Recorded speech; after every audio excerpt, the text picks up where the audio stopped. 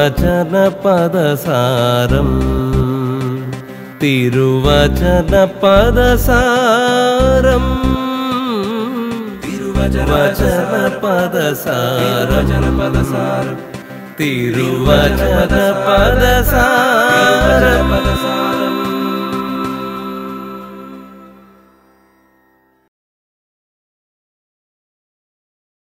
ഈശോ മിശിഹായ്ക്ക് സ്തുതിയായിരിക്കട്ടെ.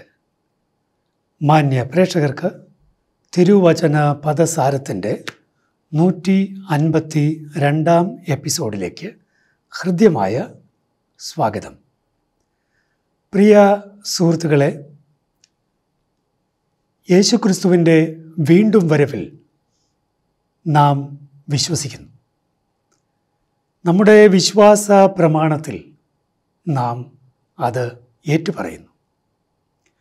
ദിവ്യബലി മധ്യേ ഓരോ പ്രാവശ്യവും നമ്മൾ യേശുക്രിസ്തുവിൻ്റെ പ്രത്യാഗമനത്തിലുള്ള വിധിയാളനായുള്ള ആ വരവിലുള്ള നമ്മുടെ ആശ്രയം നമ്മൾ പ്രഖ്യാപിക്കാറുണ്ട്. ആഗമനകാലം, ഈശോയുടെ വീണ്ടും വരവ്, അതേക്കുറിച്ച് തീവ്രമായി ധ്യാനിക്കാനുള്ള കാലമാണ്. ഈശോയുടെ വീണ്ടും വരവ്, അതിനുള്ള പല പദങ്ങൾ നമ്മൾ ഇതിനകം കണ്ടു കഴിഞ്ഞു. ഇന്ന് നമ്മൾ കാണുന്നത് അപ്പോക്കലിപ്സിസ് എന്ന ആ പ്രയോഗമാണ്. അപ്പോക്കലിപ്സിസ്, ഇത് എല്ലാവർക്കും തന്നെ പരിചിതമായ ഒരു പദം ആയിരിക്കും.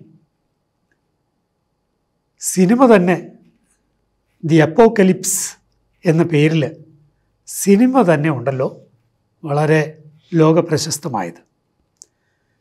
സോ അപ്പോക്കലിപ്സിസ് എന്ന ഈ പ്രയോഗത്തിൻ്റെ അർത്ഥം എന്താണ്?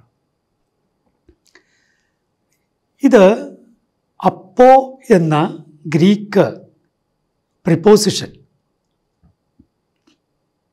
അതോടൊപ്പം നമ്മൾ വിഭക്തി പ്രത്യയം എന്ന് മലയാളത്തിൽ പറയും. അപ്പോ എന്ന് വെച്ചാൽ ഫ്രം എന്നർത്ഥം, നിന്ന. കലുപ്തോ, കലുപ്തോ എന്ന് വെച്ചാൽ ടു ഹൈഡ്, ടു ഹൈഡ്.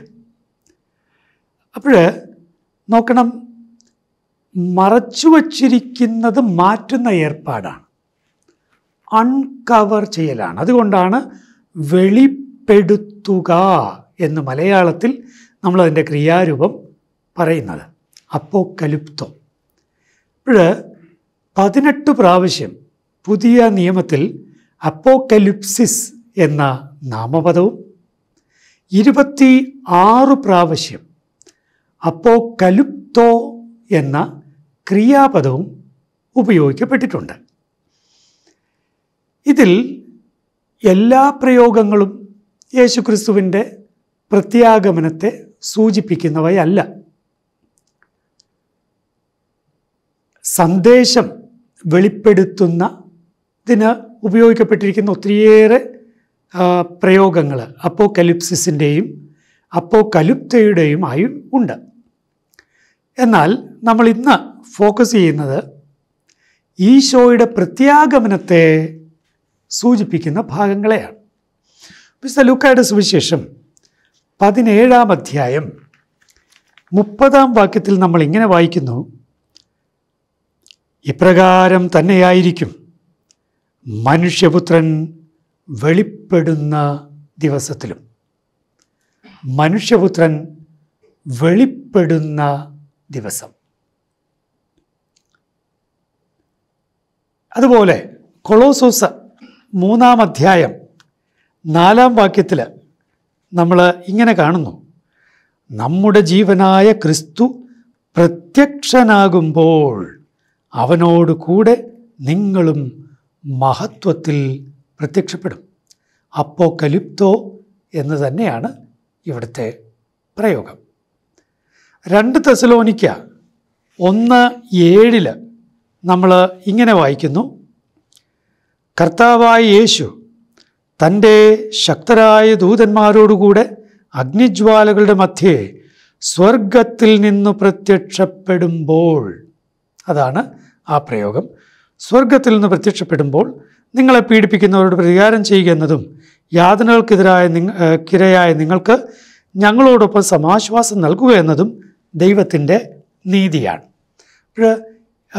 തെസ്സലോനിക്കക്കാർക്ക് ലേഖനത്തിൽ ഇനി പത്രോസിൻ്റെ 1-ാം ലേഖനം 1-ാം അധ്യായം 7-ാം വാക്യം, അത് യേശു ക്രിസ്തുവിൻ്റെ പ്രത്യാഗമനത്തിൽ സ്തുതിക്കും മഹത്വത്തിനും ബഹുമാനത്തിനും ഹേതുവായിരിക്കും. 13-ാം വാക്യം, നിങ്ങൾ സമചിത്തതയുള്ളവരായിരിക്കുവിൻ, യേശു ക്രിസ്തുവിൻ്റെ പ്രത്യാഗമനത്തിൽ നിങ്ങൾക്ക് ലഭിക്കാനിരിക്കുന്ന കൃപയിൽ പ്രത്യാശ അർപ്പിക്കുകയും ചെയ്യുവിൻ.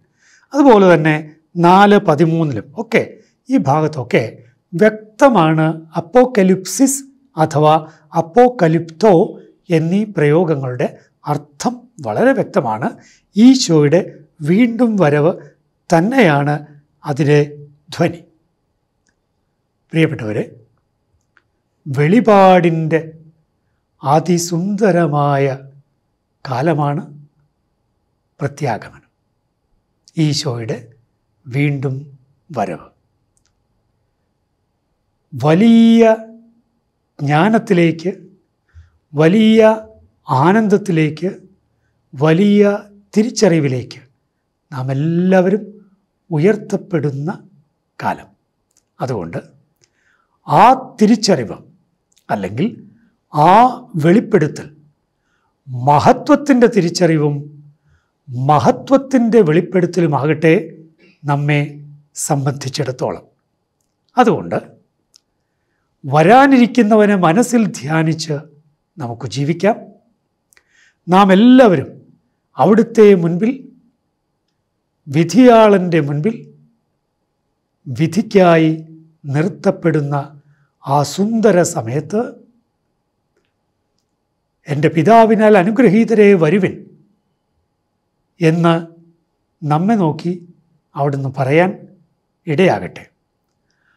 അവിടുത്തെ വെളിപ്പെടുത്തലിൻ്റെ അഥവാ അപ്പോക്കലിപ്സിസിൻ്റെ ദിനം നമ്മുടെ ആഴങ്ങളുടെ, നമ്മുടെ സാത്വികതയുടെ വെളിപ്പെടലിൻ്റെ ദിനമായി മാറട്ടെ.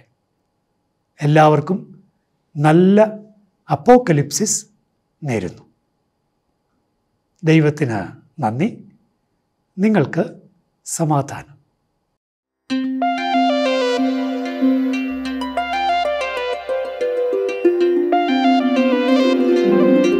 വചനപദസാരം തിരുവചനപദസാരം